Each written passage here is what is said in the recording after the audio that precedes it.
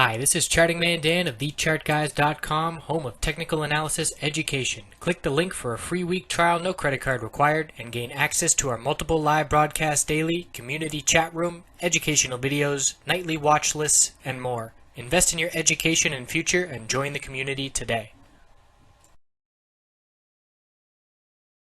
Hello everyone, checking in on the biotech sector. The bulls have been hot with the markets at all-time highs.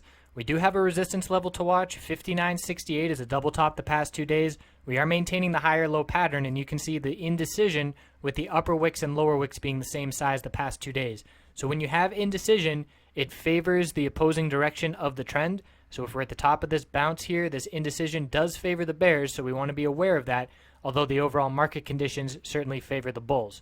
So we have a clear resistance to look at. You put your trend line or make that resistance line right at that level, and you can see that's really where we topped out back here. So we have 59.82, 59.75, and 70, and then that double top at 59.68. So the bulls really need to pull through and close above that 59.82 resistance to get that higher high locked in. Then it will be a higher low and a higher high, but a little bit concerning with that resistance there. We could see a pullback if the bulls are unable to break through that level. The weekly time frame shows these higher lows and higher highs that have been developing pretty much since February of 2016.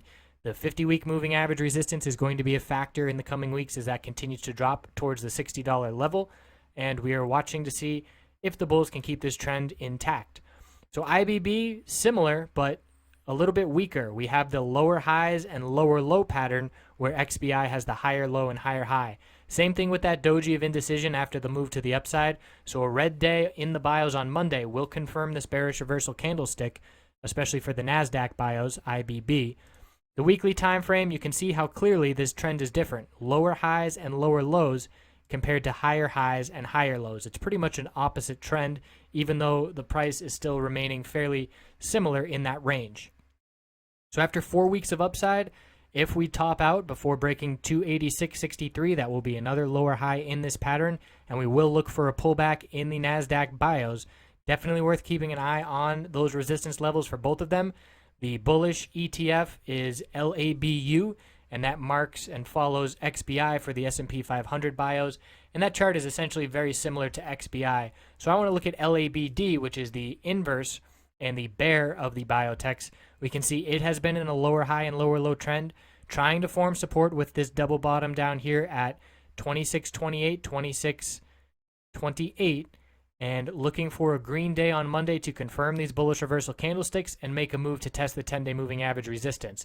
The weekly time frame, however, has made a significant bearish development, so that is worth noting.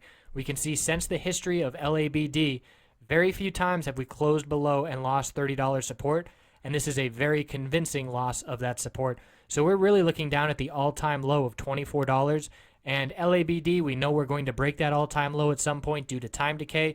If you look at what these leveraged ETFs do over time, they just inevitably go down to zero, reverse split, do the same game over and over. Just look at some of the ETFs, look at VIX, some of the volatility ETFs, and look back at their trading history. It's just a straight move down. So these are trading vehicles. They are not investing vehicles, and that is the play here.